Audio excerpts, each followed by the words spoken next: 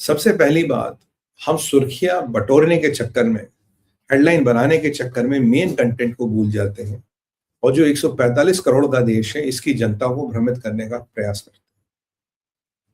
मतलब कहीं ना कहीं एक सेक्शन मीडिया का जरूर है जो भारत को और मोदी सरकार को अब भी नीचा दिखाना चाहता है, जिनका ये मानना है कि भारत और मोदी अब भी घिर रहे हैं, लटक रहे हैं, भटक रहा भारत, ऐसा उनका मानना है और वो ऐसी कहीं चीजें चलाते हैं। मैं आपको बताऊं, पहले ये जो मैक्सिको ने टैरिफ लगाया है भारत पे नहीं लगाया है, ये पूरे उन देशों पे लगाया है जिनके साथ भारत मैक्सिको के साथ फ्री ट्रेड एग्रीमेंट नहीं, उन सब देशों पे टैरिफ लगा है। अब लगा क्यों है, कहानी क्या है? लगा इसलिए इसके पीछे भी है अमेरिका और अमेरिकन खेल है। अमेरिकन खेल कैसे? देखिए, आप जानते हैं नियर आउटसोर्सिंग, यानी कि पास की कंट्री से माल लो। अमेरिका का मैक्सिको नियर आउटसोर्सिंग हब था और मैक्सिको को प्रेफरेंस मिलता था। मैक्सिको से अगर आप कुछ भी चीज अमेरिका एक्सपोर्ट करेंगे तो 4% की ड्यूटी लगती थी। अब तो बढ़ा दी, ट्रम्प ने पीछे ड्यूटी लगा दी, पहले 4% की ड्यूटी लगती थी। Mexico is given a most favoured nation status, 4% की ड्यूटी हमारी, नियर शोरिंग, पास का कंट्री, रिस्क का लेस। यही स्टेटस बरकत हुसैन ओबामा ने चाइना को दिया था और चाइना ने वाट लगा दी। लास्ट ट्रम्प टर्म में ट्रम्प आया तो ट्रम्प ने करीब करीब 26% टैरिफ लगा दिया ऑलरेडी चाइना पे। लास्ट टर्म में ही लगा था ट्रम्प ने, इसको क्रेडिट देना। जो 4% का खेल था वो 26% पे हो गया था। अब चाइना ने क्या किया, कहता यार ये तो दिक्कत हो जाएगी, तो हम ऐसा क्यों ना करें, हम अपने सारी चीजों को मैक्सिको मूव कर देते। गाड़ी है, टुकड़ों में ले जाएंगे, मैक्सिको में असेंबल करेंगे, मेड इन मैक्सिको का ठप्पा लगाएंगे, अमेरिका भेज देंगे, 4% पे काम हो जाएगा, 22% टैरिफ बचता है। वैसे भी चाइनीज गाड़ियों पे आप मान के चलिए चाइना $8,000 की तो सब्सिडी देता है। तो ये गेम चला तो मैक्सिको में रिलेबलिंग है, ठप्पा लगाने वाला है, रिबैंडरिंग वाला काम हुआ। चाइनीज ने बहुत बड़ी बड़ी एस्टेट ली और काम चलता रहा। फिर ट्रम्प की नजर उस पर पड़ी। ट्रम्प ने मैक्सिको से आने वाले गुड्स पे टैरिफ लगा दिया बिकॉज ऑफ चाइना का जो बदमाशी वहां हो रही थी। चाइना उस रूट से ना के इस रूट से आ रहा था, 22% टैरिफ भी खा रहा था। तो जब ये लफड़ा हुआ तो मैक्सिको की जो क्लोडिया है, उनकी प्रेसिडेंट, उन्होंने चाइनीज पे काफी क्रैकडाउन किया। चाइनीज इंडस्ट्री पे, चाइनीज मॉल्स खुल गए थे मैक्सिको में जहां नकली सामान बिकता था, सब पे क्रैकडाउन वगैरह किया।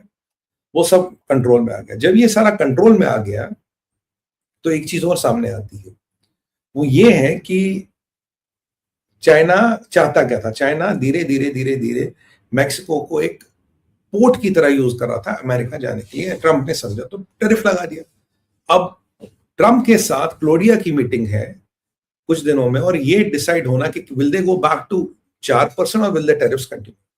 तो Claudia is trying to get the slate clean. जिससे भी एफटीए नहीं है वो सब पे उसने टैरिफ लगा दिया। तो भारत को ऐसा सिंगल आउट नहीं किया गया। इट्स नॉट कि टैरिफ भारत पे लगा, ये सब पे लगा, इंक्लूडिंग चाइना। मेन कौन है? मेन है चाइना। अब अगर मैक्सिको ने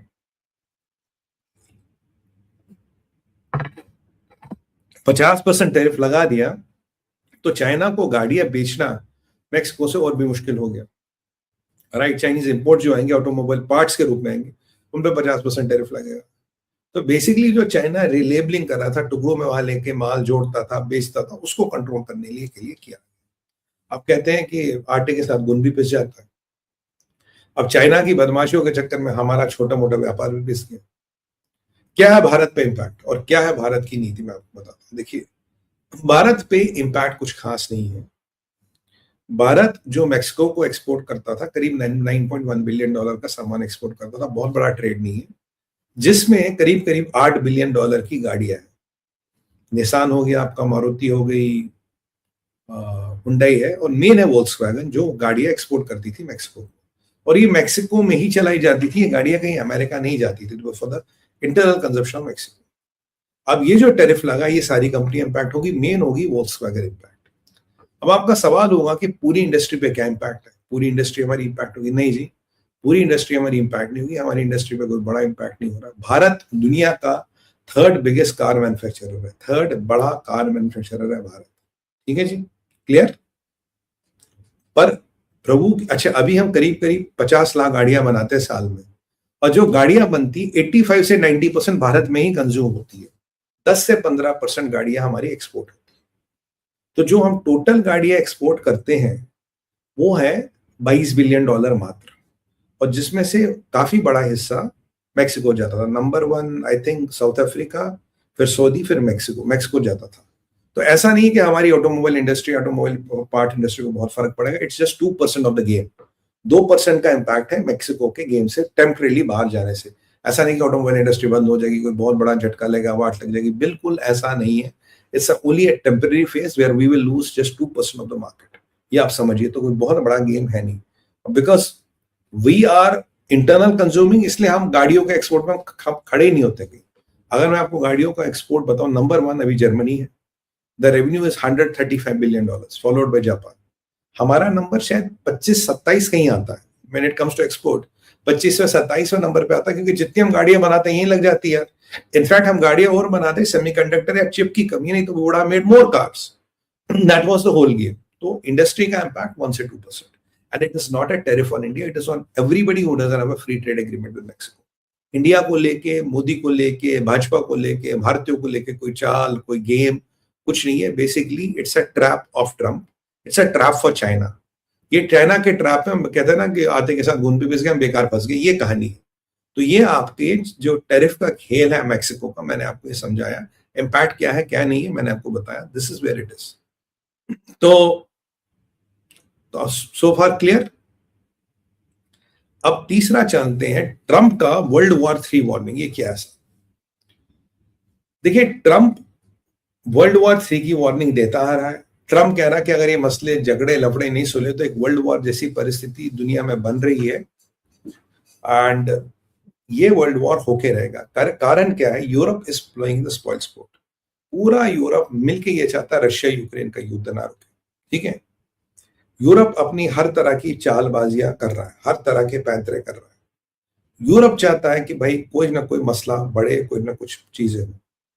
यूरोप कल डेंजरस खेल खेल रहा था। जो पुतिन के एसेट्स हैं 240 या 44 बिलियन डॉलर्स के, उनमें से 100-150 बिलियन डॉलर उठ के जेलेंस्की को दो, जेलेंस्की युद्ध जीतेगा, जेलेंस्की युद्ध जीतेगा, फिर पुतिन उसको पेनल्टी देगा, वो डॉलर हमें देंगे, हम इसमें जाएंगे और फिर पुतिन का पैसा वापस करेंगे। जिसपे ब्रसेल्स ने हाथ खड़े कर दिए, भैया मैं नहीं करूंगा। पुतिन ऑलरेडी कह चुके, अगर ये कर लिया तो विनाश होगा। तो it can even lead to a legal complication और a practical bombing of the Europe. तो जब ऐसे खतरनाक खेल हो रहे हैं, जब यूरोप हिलता तो रशिया के रिलेशन हिलते हैं। रशिया के साथ इक्वेशंस बदल रहे हैं अमेरिका के, रशिया अमेरिका के इक्वेशन बदल रहे हैं। मिडिल ईस्ट में पावर सर्कल्स चेंज हो रहे हैं, मिडिल ईस्ट की पावर गेम चेंज हो रही है। Israel, Iran, Saudi, everybody is changing. जब मिडिल ईस्ट चेंज हो रहा तो रशिया और इस्लामिक ब्लॉक के चीजें चेंज होगी। वो चेंज होगा तो आपके नॉर्थ अमेरिका में इम्पैक्ट आएगा, नॉर्थ अमेरिका में इम्पैक्ट आएगा तो अमेरिकाज में अमेरिका अपना इन्फ्लुएंस बना रहा, और अमेरिका आना चाहता है इंडो पैसिफिक में, इंडो पैसिफिक को कंट्रोल करना चाहता है। जापान कोरिया को मित्र बनाना चाहता है, मित्र तो है ही, उनको और कॉपरेशन करनी इंडिया के साथ, पर चाइना को कंटेन करना चाहता है। तो जब ये सारी इक्वेशंस एक साथ चलेंगी तो power equations are going to change. और अगर ऐसे में आपने ये युद्ध नहीं रोका, अकॉर्डिंग टू ट्रम्प कह रहा जी एक पिछले महीने में 25,000 सिपाही मरे, which can be true, which can not be true. उसने कहा अधिकतर सिपाही मरे, लोग भी मरे, और कह रहा है कि ये लड़ाई यूज चलाने के लिए आपको बिलियंस ऑफ डॉलर्स चाहिए। और अगर ये लड़ाई चलती रही, अगर पुतिन का फ्यूज उड़ गया